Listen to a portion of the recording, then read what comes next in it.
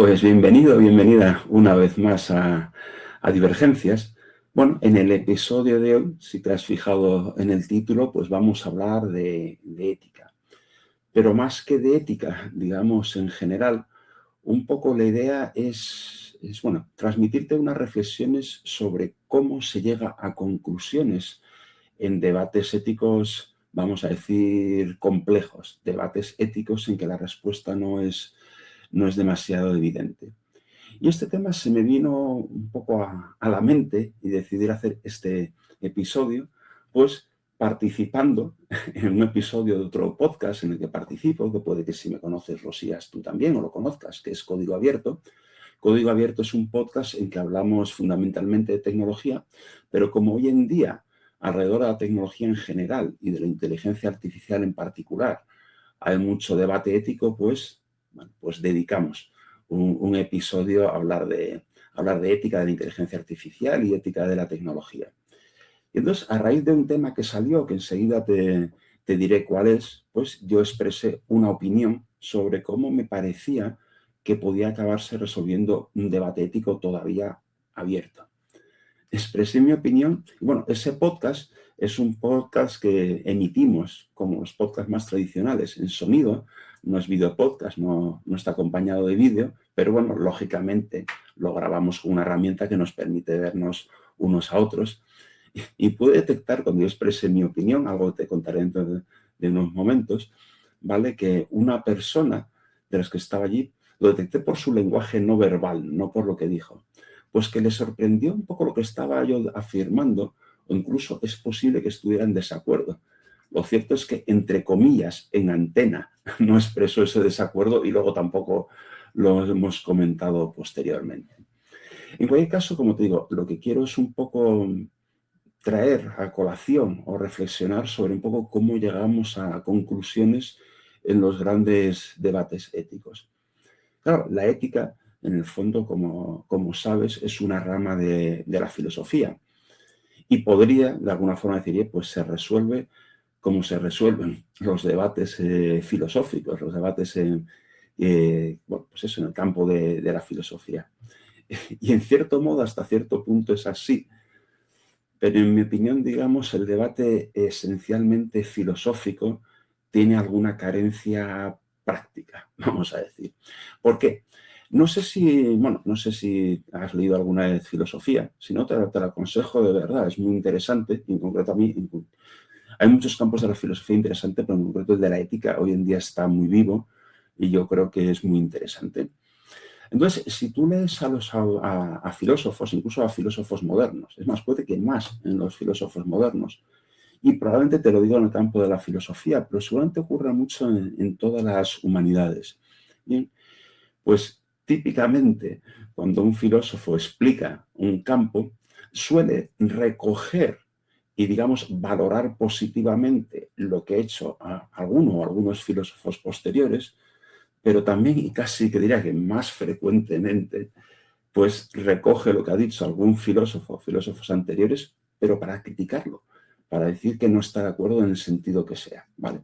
Y en cualquier caso, incluso aunque tenga acuerdo, es muy habitual que cualquier filósofo, por lo menos cuando ya es en un libro, un artículo, pues añada su visión propia, una visión que ni siquiera es exactamente la misma que aquellos otros filósofos con los que está de acuerdo.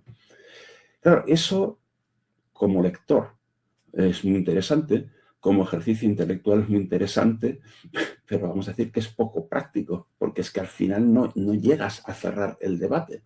Al final siempre hay, pues eso es un debate continuo, con opiniones a favor, en contra y con novedades, pero sin acabar de cerrar realmente el debate. Lo cual me recuerda un poco, no sé si viste este episodio o escuchaste ese episodio de Divergencias, cuando hablaba, se titulaba así, las preguntas están sobrevaloradas. Y un poco en ese sentido, en esa no conformarse, o conformarse, mejor dicho, con plantear preguntas, pero sin cerrar realmente el debate, sin contestarlo. ¿Bien? Bueno, pues en el campo de la ética, en ciertos debates, y algunos debates ligados a la tecnología, no estamos en el punto en que eso, hay debate, pero no se cierra desde el punto de vista más ético, más filosófico, no se cierra, no llegamos a un acuerdo de qué es lo que hay que hacer, qué es lo bueno o qué es lo malo. Pero en el fondo la ética es algo relativamente práctico, nos debe guiar en nuestro día a día, o sea que de alguna forma pues hay que llegar a conclusiones, no puedes estar eternamente discutiendo. Entonces, un poco mis reflexiones en este episodio van por ahí. ¿Cómo cerramos en la práctica los debates éticos? ¿Cómo marcamos al final qué consideramos correcto y qué no? Y básicamente en una pensada rápida, alguna cosa salió espontáneamente, ¿vale? E identifico tres y medio, es decir, 4 mecanismos un poco de cómo cerramos estos debates éticos. En el fondo son 3, el último ya verás un poco por dónde van. En el primer caso, y que fue el que surgió en ese episodio que te decía de código abierto, pues lo cerramos por ley. No sé cómo decirlo, tan tonto, como que hacemos una ley que marca qué es lo que hay que hacer. Bien. Entonces, en algún episodio de Divergencias, no recuerdo cuál, pues te he hablado un poco de una visión que yo tengo respecto a la ley, pero yo creo que está bastante, creo que habrá bastante acuerdo. No en todos los campos, pero en muchos campos la ley tiene que tener una inspiración ética. O sea, el legislador marca por ley cosas que en el fondo hay un razonable consenso sobre qué es bueno y qué es malo y que tiene validez moral. No es en todo tipo de campos. Hay cosas, el ejemplo que siempre pongo, se circula por la izquierda o por la derecha, se marca por ley o por un reglamento, pero no tiene valor moral. Pero hay otras cosas en otras leyes que sí que tienen algún tipo de raíz o de inspiración ética, o depende un poco de los valores que tengamos el que la ley vaya en un sentido u otro. Bueno, el mecanismo que salió en ese episodio de Código Abierto, que decía, tenía que ver precisamente con la ley.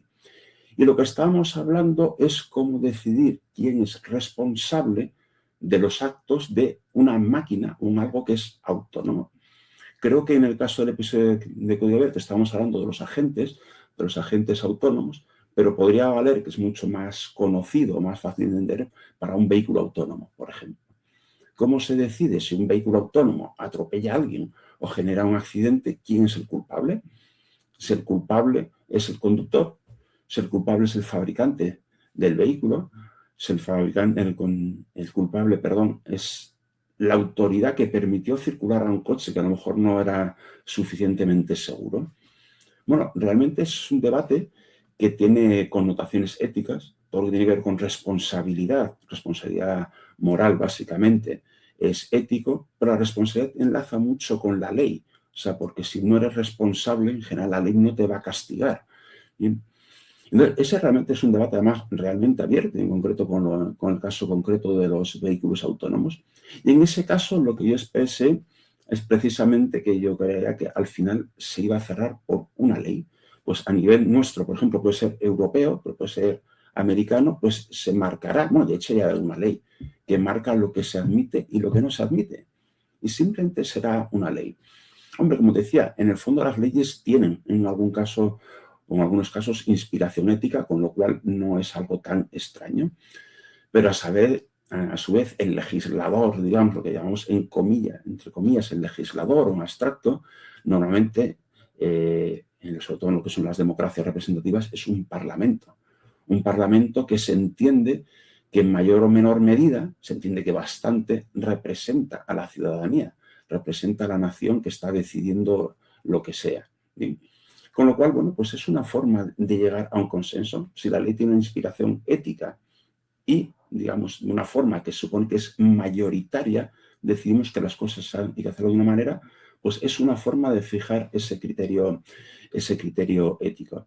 Es una forma más muy práctica y muy ejecutiva, porque marca clarísimamente. Quizá debería marcarlo más claro de lo que lo hace, pero bueno, vamos a decir que marca claramente qué es lo que hay que hacer. Y en concreto, en este caso de la responsabilidad, yo creo que en general se va a marcar por leyes y no va a haber otro mecanismo. Puede haber debate previo, pero al final habrá una ley que marque lo que se considera bueno o malo, admisible o no admisible. El hacerlo por ley, pues eso tiene la gran ventaja de que es muy ejecutivo y es razonablemente representativo, ¿vale? Pero tiene un cierto riesgo de no cerrar del todo el debate. ¿Qué quiero decir? Pues en una democracia representativa, pues sí, el Parlamento representa una mayoría, pero no quiere decir que haya unanimidad. Entonces puede haber temas controvertidos que en un momento dado la mayoría parlamentaria esté en una orientación, pero puede llegar a cambiar. Entonces, de hecho, yo creo que tenemos debates abiertos, no en materia tanto tecnológica, sino otro tipo de debates, de ámbito más privado, familiar, si quieres, que yo creo que están cerrados por ley, digamos, pero no hay un consenso, más que consenso, no hay una unanimidad social. Puedo estar pensando en temas como los derechos de colectivos LGTBI, puedo estar pensando en temas como el aborto, que quizás está un poco más cerrado, pero yo creo que no del todo, en temas como la eutanasia, que aunque probablemente haya una mayoría social, no hay unanimidad. Eso quiere decir que en un momento dado pues puede cambiar la opinión mayoritaria o puede cambiar la composición de un parlamento lo suficiente como para que algunas de esas normas, esas leyes que tienen una base ética, puedan llegar a cambiar. En cualquier caso, el primer mecanismo y el que apareció en ese episodio que te digo de código abierto y que me inspiró esto es esto, es la ley. Al final la decisión ética no es por filosofía, es por ley. Bien. Segunda forma que se me ocurre es porque una autoridad moral fija criterio. Bien. En este caso estoy pensando fundamentalmente en una autoridad de naturaleza religiosa. Bien. Y tenemos ahora un ejemplo bastante próximo y muy comentado, como ha sido la famosa encíclica Magnificat Humanitas del Papa León XIV, que ha fijado criterio, digamos, de la Iglesia Católica en muchos temas que tienen que ver con la inteligencia artificial. En el fondo no exclusivamente porque toca algún otro tema, pero fundamentalmente de inteligencia artificial. Cuando lo marca una autoridad moral, sobre todo si es de naturaleza religiosa, puede influir en el resto de la sociedad, incluyendo autoridades políticas, pero sobre todo, si es religioso, en la comunidad religiosa que lidera esa autoridad, pues lógicamente la influencia es muy importante. A lo mejor no lo cierra 100%, pero por lo menos para esa comunidad marca mucho ya cuál es el camino y qué se les considera correcto e incorrecto.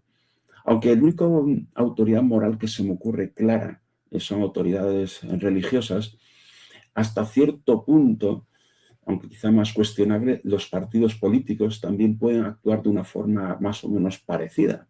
O sea, los partidos políticos pues toman posición sobre diversos temas y bueno, pues para sus votantes o para sus afiliados, pues quizá no tanta fuerza como puede ser una autoridad religiosa, pero también marca bastante a partir de ahí cuál es la opinión que va a mantener el resto de los componentes del partido y pues sus seguidores, afiliados, votantes, etcétera. ¿Bien? Entonces, bueno, pues es una forma, quizá no cierra 100%, pero por lo menos en ciertas comunidades cierra bastante cuál es el criterio ético, cuál es el criterio moral. Pero el tercer mecanismo es un mecanismo que creo que lo he llegado a mencionar de alguna forma más o menos indirecta en cosas que he escrito o en podcast, pero quizá ahora lo voy a decir un poco más claramente, y es simplemente el acostumbramiento. Y no está más, lo estoy pensando a propósito de temas que me interesan mucho como estudio, vamos a ver, no sé qué decirte, como intelectual, ¿vale? A nivel de ética, como es todo lo que tiene que ver un poco con la roboética, con la ética de los robots, con nuestra relación con las máquinas, con no sé cómo decir, la relación emocional con las máquinas. Hay en ciertos ámbitos, en ciertas publicaciones que he hecho en muchos medios, pues ya he hablado, por ejemplo, un poco sobre las relaciones de la vinculación afectiva entre personas y máquinas. Últimamente se ha hablado ya bastante un poco de los usos de ChatGPT, por ejemplo, como terapeuta. Entonces, y bueno, y por ejemplo en el caso de los robots, todavía no hemos llegado a una explosión robótica que vaticiné en mi blog hace unos años, no hemos llegado, pero es posible que se produzca. Entonces, en esas cosas, ¿cómo tiene que ser con nuestra relación con las máquinas? Pues yo diría que en el fondo ahora mismo nos cuesta un poco. Hacemos un debate con nuestra visión actual, con nuestra visión, bueno, vamos a decir, bien intencionada y bien fundamentada, pero en cierto modo estamos un poco sujetos a lo que hemos venido conociendo hasta ahora. Y quizá nos cueste un poco imaginarnos cómo es una relación con una máquina que es aparentemente inteligente, que es aparentemente emocional, que es aparentemente amistosa. Entonces, creo que sinceramente, más allá del debate puramente filosófico, ético, incluso antes, vamos a decir, del tema legal, creo que puede haber un gran factor de acostumbramiento. Cosas que ahora es una relación, vamos a decir, amistosa con un robot que se nos puede hacer muy extraña y muy rechazable, es posible, y digo solo que es posible, pero creo que sucederá, que si realmente llega un momento, dentro de, no sé, 5 años, 10 años, lo que sea, ¿vale? En que realmente estamos rodeados de robots, robots inteligentes, robots que aparentemente se comportan cercano como puede ser una persona, y digo robots, pero puede ser la evolución de los chatbots tipo ChatGPT, a lo mejor con avatares, pues sinceramente creo que por pura costumbre nos parecerán mucho más admisibles cosas que ahora se nos hacen muy extrañas. Y esto enlaza, no sé si lo escuchaste, con un episodio hace poco de Divergencias que hablaba de distopías y que un poco te decía esto, cosas que en un momento dado pueden parecer distópicas, al final te acostumbras y acabas dando por bueno o por normal. Y curiosamente esto de las costumbres tiene mucho más que ver con la ética de lo que te puede parecer, así a bote pronto. Porque de hecho, si lo miramos a nivel etimológico, la palabra ética viene del griego ethos, y ethos significa costumbres. Y si la palabra moral o moralidad viene en latín de mores, que significa costumbres. Y de hecho, una de las obras más famosas de Kant en materia de ética, pues es su ensayo sobre la metafísica de las costumbres. Entonces, de alguna forma tampoco es tan extraño, porque si la ética lo que marca es un poco que ese comportamiento sean buenos o malos, de alguna forma lo costumbre, las relaciones sociales admisibles, pues efectivamente tienen mucho que ver con la costumbre. Entonces, yo aventuro que algunas de las cosas que hoy en día se nos hacen extrañas, incluso podemos considerar poco éticas, tengo la sensación de que cuando nos acostumbremos a los fenómenos, y estoy hablando mucho de fenómenos relacionados con la tecnología, aunque no puede que no sean exclusivos, nos acostumbraremos y los daremos como buenos éticamente. O en cualquier caso que tendremos el criterio mucho más claro una vez que nos hayamos acostumbrado a ese fenómeno. ¿Bien? Es cierto un poco que en esa costumbre también pueden influirnos pues los debates, los mensajes, lo que autoridades morales puedan haber decidido, pero yo creo que al final vendrá dado un poco por convivir con el fenómeno que nos desafía desde un punto de vista ético y de alguna forma, de manera, vamos a decir, natural, que consolide una opinión sobre qué es bueno y qué es malo. Y en el fondo esos son los tres mecanismos que veo: la ley, las autoridades o referentes morales y el acostumbramiento, lo que hace que en los temas más peliagudos de ética acabes llegando a un tipo de conclusión. Pero el 3,5 que te decía, o el cuarto mecanismo, que en el fondo yo creo que es muy importante, es el ámbito individual. Al final, bueno, pues en el día a día, realmente cada uno de nosotros tiene que tomar decisiones. Algunas no son éticas, pero otras sí que tienen que ver con la ética. Y entonces al final siempre queda el campo de la libertad individual. Por supuesto, influido pues o condicionado, por supuesto, por lo que nos marque la ley, influido por lo que nos puedan decir autoridades morales en las que confiemos, y desde luego por esas costumbres, por esos usos sociales que tengamos a nuestro alrededor. Pero en el fondo cada uno de nosotros sigue teniendo su libre albedrío, su juicio y quiero pensar que su brújula moral. Entonces, en algún caso a lo mejor tenemos que pues, decidir individualmente en un momento dado.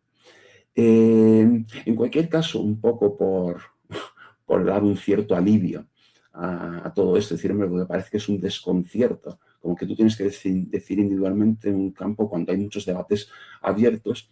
Hombre, lo cierto es que yo creo que en el día a día la mayoría de las cosas, ya sea porque realmente hay una especie de, bueno, comillas, derecho natural, ya sea porque hay cosas que nuestra propia naturaleza nos impulsa a toda la humanidad a considerar buenas o malas, como el derecho a la vida, vamos a decir, o el respeto a la vida.